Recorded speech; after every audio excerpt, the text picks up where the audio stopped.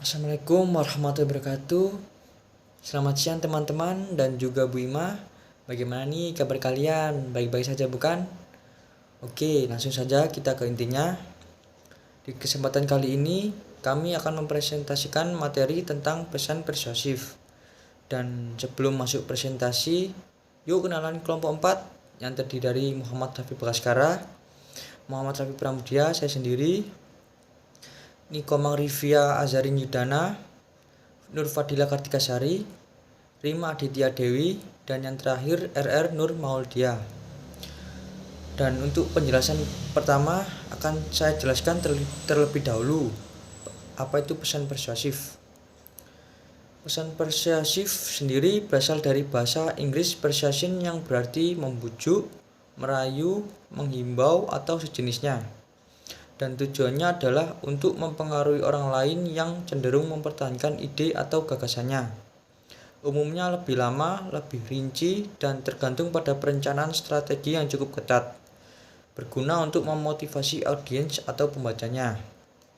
Dan untuk selanjutnya akan saya serahkan kepada Lala. Waktu dan tempat saya persilahkan. Baik Raffi, terima kasih atas waktunya. Jadi di sini saya ingin menjelaskan perbedaan antara membujuk, memohon, dan memaksa. Nah, kita lihat dari caranya dahulu ya. Untuk membujuk ini caranya ini biasa atau wajar. Nah, untuk memohon sendiri memakai cara yang halus. Nah, untuk memaksa sendiri memakai cara yang kasar ya. Untuk pilihan atau alat ini yang dimaksud adalah pilihan atau alat yang disediakan sender kepada receiver. Nah, untuk membujuk sendiri pilihan atau alatnya ini banyak ya. Untuk memohon sendiri pilihan atau alatnya itu banyak, tetapi lebih spesifik, lebih merujuk gitu. Nah, untuk memaksa sendiri pilihan atau alatnya itu bersifat terbatas karena si sender hanya memberi beberapa pilihan atau 1-2 pilihan kepada si receiver. Jadi tidak sebanyak membujuk atau memohon seperti itu. Nah, untuk kedudukannya sendiri dalam membujuk ini si sender itu kedudukannya sama dengan si receiver. Jadi setara. Nah, untuk memohon sendiri kedudukan si sender ini lebih rendah dari si receiver. Nah, untuk memaksa kedudukan si sender lebih besar dari si receiver, kayak lebih mendominasi gitu. Nah, lalu ada sifat receiver. Nah, untuk sifat receiver dalam membujuk ini bersifat sukarela ya. Untuk memohon ini bersifat mau karena kasihan. Mungkin karena si sendernya ini caranya untuk menyampaikannya itu halus, jadi si receiver ini kayak ya kok kasihan ya, jadi aku bantu gitu. Nah, untuk maksa sendiri sifat receivernya itu terpaksa ya, karena si sender ini memang memaksa si receiver untuk menyetujui pilihannya seperti itu. Terima kasih. Baik, saya kembalikan ke MC ya. Terima kasih. Baik, terima kasih kepada Lala. Untuk materi berikutnya akan saya serahkan kepada Pak Raffi. Waktu dan tempat saya persilahkan. Baik MC, terima kasih atas kesempatannya. Jadi dalam menyampaikan pesan persuasif ada beberapa faktor yang harus diperhatikan, baik itu oleh sender maupun oleh receiver. Untuk sender sendiri, faktor yang harus diperhatikan antara lain: pertama, pengetahuan tentang audiens. Jadi ini bisa tentang siapa itu audiensnya atau bagaimana kondisi audiens ketika sender ingin menyampaikan persuasi. Dan dari hal tersebut, sender bisa menentukan bagaimana cara agar sender ini bisa membentuk kesan kepada si audiens, serta bagaimana sender menyatakan apa yang ingin sender sampaikan agar persuasinya bisa diterima oleh audiens atau receiver. Kemudian yang kedua, pengetahuan tentang materi. Jadi sender itu harus mengetahui apa yang ingin disampaikan agar pesan dapat tersampaikan dan diserap oleh receiver. Selain itu, dengan menguasai tentang materi ini, sender juga bisa menjelaskan tentang mengapa si receiver itu harus menerima persuasi dari sender. Kemudian yang ketiga, keterampilan dalam berkomunikasi. Dalam hal ini, bicara dan mendengar. Untuk keterampilan bicara diperlukan agar dapat menarik receiver serta meyakinkan mereka. Selain bicara, sender juga harus memiliki keterampilan dalam mendengar, karena dalam menyampaikan pesan persuasifnya mungkin muncul beberapa pertanyaan dari receiver, sehingga dengan keterampilan mendengar itu si sender bisa memahami maksud dari receiver dan bisa memberi pendapat yang jelas terkait apa yang ditanyakan receiver tadi. Kemudian yang keempat, mental atau emosi. Jadi ketika menyampaikan pesannya, sender juga harus bisa mengontrol emosinya agar tidak terjadi konflik seperti miskomunikasi. Kemudian kejujuran itu juga harus diperhatikan dalam menyampaikan pesan persuasif. Kenapa? Karena ketika tidak jujur, biasanya akan muncul perasaan mengganjal dan berimbas pada mental sender ketika menyampaikan pesannya. Kemudian yang kelima, penampilan yang sesuai tiket. Ini sebagai bentuk penghargaan oleh sender kepada receiver. Kemudian yang keenam, contoh atau pengalaman nyata dari sender. Jadi dengan hal tersebut, sender bisa memperkuat gagasannya ketika melakukan persuasi. Ini biasanya terjadi ketika kegiatan jual beli. Jadi ketika sender menawarkan suatu barang kepada receiver, biasanya sender itu memberi contoh yang menceritakan contoh yang positif ketika sender menggunakan barang tersebut. Tetapi kadang hal ini juga terjadi di kehidupan sehari-hari, semisal ketika sender ingin menyarankan sesuatu kepada receiver. Jadi kadang sender itu menceritakan dampak positif terkait apa yang ia dapatkan ketika melakukan hal yang serupa dengan apa yang ia persuasikan kepada receiver. Kemudian yang ketujuh, percaya diri. Jadi ini harus diperhatikan karena dengan percaya diri, sender itu bisa dengan lebih mudah memberi kesan positif terhadap receiver. Kemudian yang ke-8, latar belakang. Jadi sender harus paham mengenai latar belakang dirinya sendiri untuk menentukan bagaimana ia dapat membentuk kesan terhadap receiver. Kemudian yang terakhir, karisma dari receiver. Jadi karisma receiver ini harus diperhatikan karena mungkin akan berpengaruh terhadap proses penyampaiannya kepada receiver. Kemudian untuk faktor yang harus diperhatikan oleh receiver diantaranya, pertama, latar belakang yang mungkin lebih rendah dari sender. Jadi biasanya dengan latar belakang yang lebih rendah ini, receiver cenderung lebih patuh terhadap sender. Misalnya gini, dalam kegiatan studi dan mentoring, dalam konteks ini kan kedudukan panitia lebih tinggi dibandingkan maba, sehingga maba itu mau tidak mau harus mengikuti perintah dari panitia. Kemudian yang kedua, perhatikan waktu yang tepat dalam penyampaian.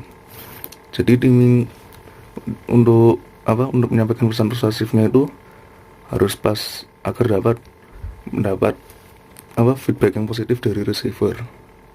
Untuk timing sendiri sifatnya tidak menentu, jadi bisa tergantung kondisinya atau dari individunya masing-masing. Kemudian yang ketiga, pesan sesuai kebutuhan receiver.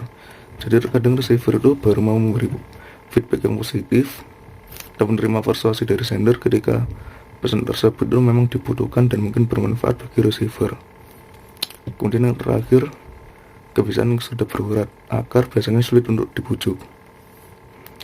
Jadi ketika receiver sudah memiliki kebiasaan yang berakar, kemungkinan akan sulit untuk menerima persuasi dari sender. Begitu. Mungkin sekian yang dapat saya sampaikan. Saya kembalikan kepada MC. Baik, terima kasih. Untuk teman-teman bisa melakukan presensi link yang sudah dibagikan di kolom live chat dengan ketentuannya sudah tertera dan diberikan waktu selama 5 menit.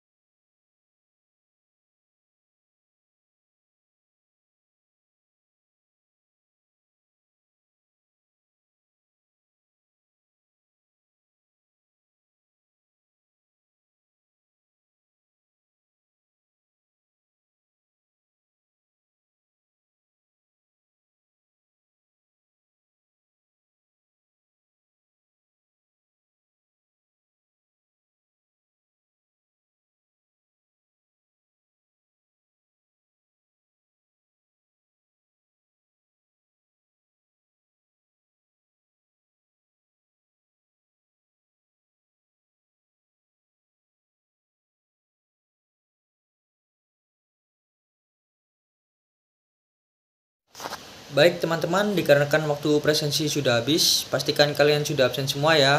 Oke, mari kita lanjut penjelasan materi. Untuk selanjutnya akan dijelaskan oleh Rivia. Waktu dan tempat saya persilahkan. Terima kasih atas waktu yang diberikan.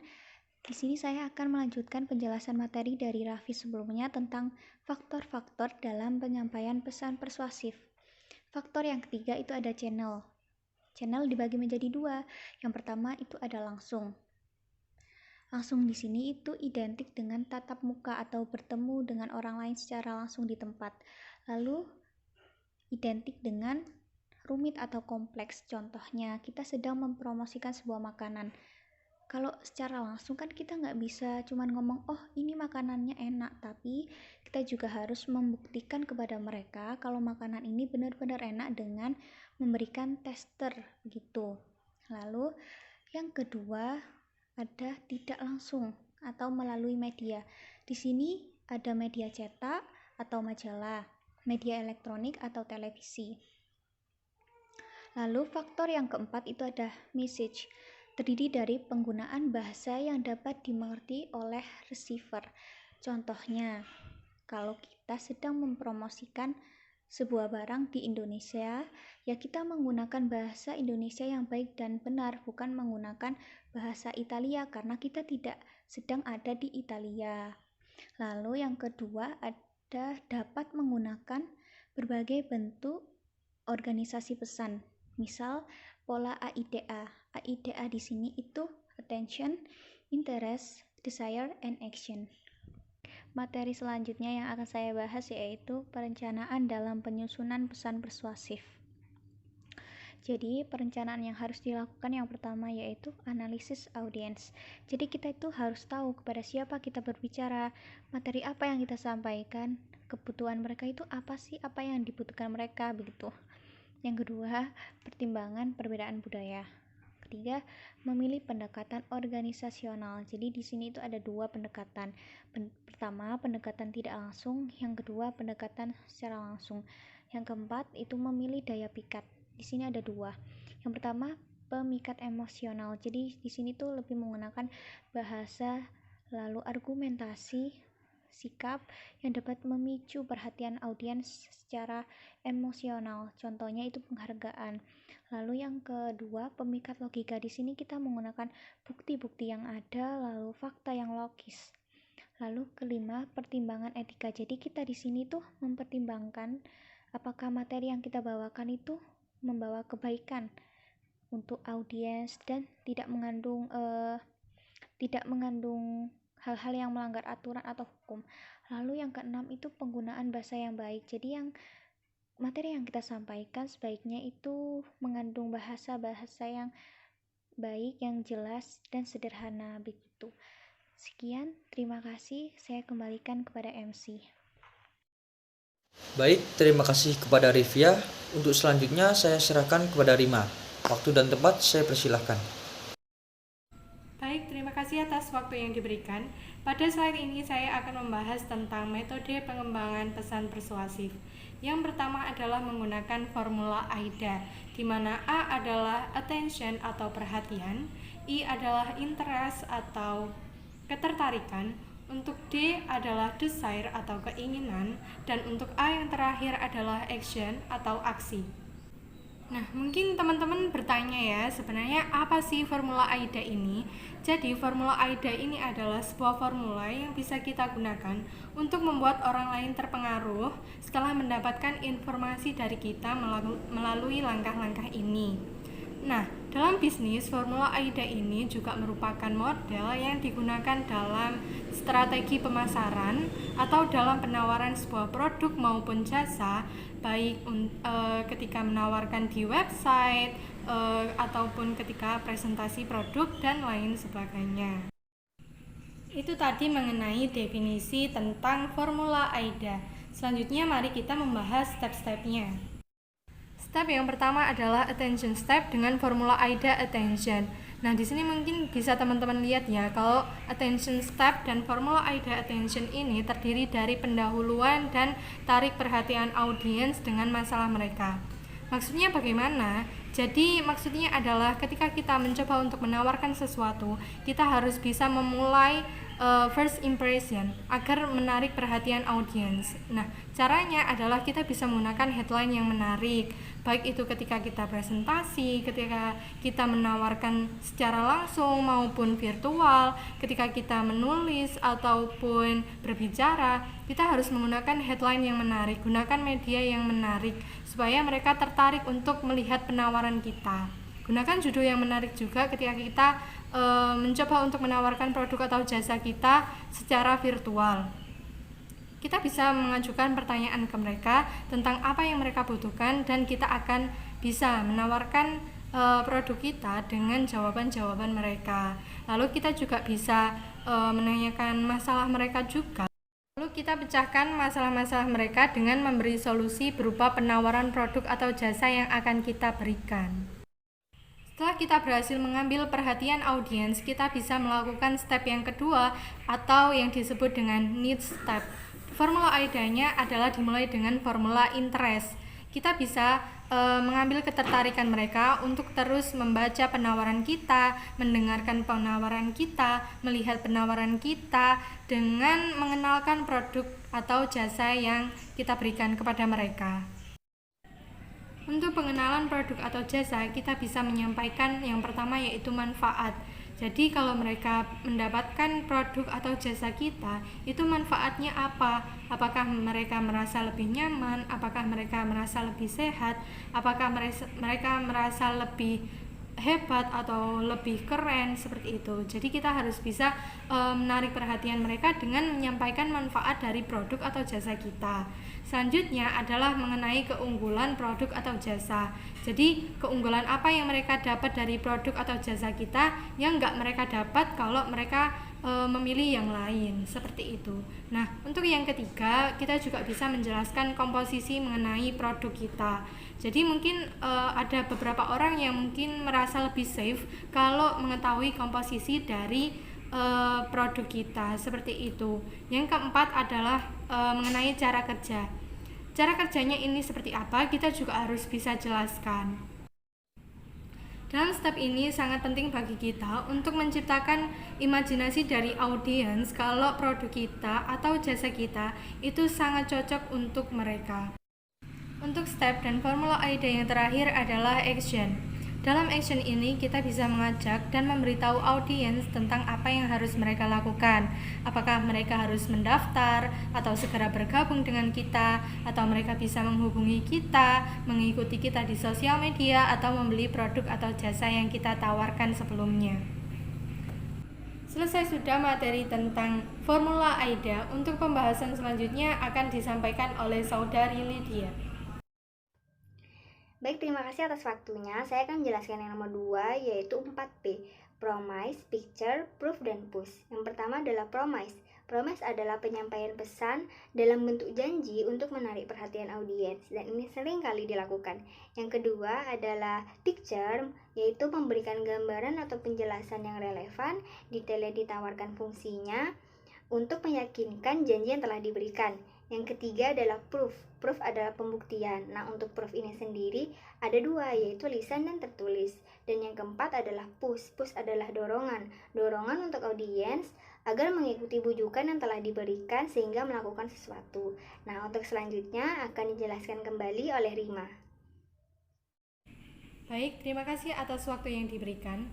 Pada slide ini saya akan membahas materi tentang pengembangan pesan persuasif dalam pola memuaskan dan menidakpuaskan. Yang pertama adalah pola menidakpuaskan, di mana kita menekankan pada audiens atau mengingatkan mereka tentang sesuatu yang mereka lakukan saat ini adalah sebuah kesalahan yang merugikan. Contoh kalimatnya, saya tahu masalah yang Anda hadapi. Oleh karena itu, saya mencoba membawa solusinya dengan memberikan Anda ini. Pola selanjutnya yaitu pola memuaskan, di mana kita mengungkapkan tentang kelebihan atau keunggulan pesan sebuah produk yang kita tawarkan. Yang ketiga adalah pola mendramatisir, di mana kita mendramatisir sesuatu secara emosional maupun logika, sehingga audiens mulai tersentuh dengan bukti-bukti yang kita perlihatkan. Pola yang terakhir atau pola yang keempat adalah menggerakkan, di mana kita menggerakkan audiens untuk melakukan sesuatu yang kita inginkan. Sekian untuk materi ini, dan selanjutnya saya kembalikan lagi ke MC. Baik, terima kasih untuk teman-teman yang sudah menjelaskan materi dengan baik. Nah, bagi teman-teman yang memiliki pertanyaan tentang materi pada video kali ini, bisa ditanyakan melalui grup WhatsApp komunikasi bisnis dengan format nama, strip, absen, strip, kelompok, strip, pertanyaan. Baik, sekian dari video kali ini. Mohon maaf bila ada kesalahan kata yang disengaja maupun tidak disengaja. Terima kasih kepada kalian semua yang sudah menonton video sampai akhir. Saya Muhammad Rafi Pramudia selaku MC undur diri. Wassalamualaikum warahmatullahi wabarakatuh.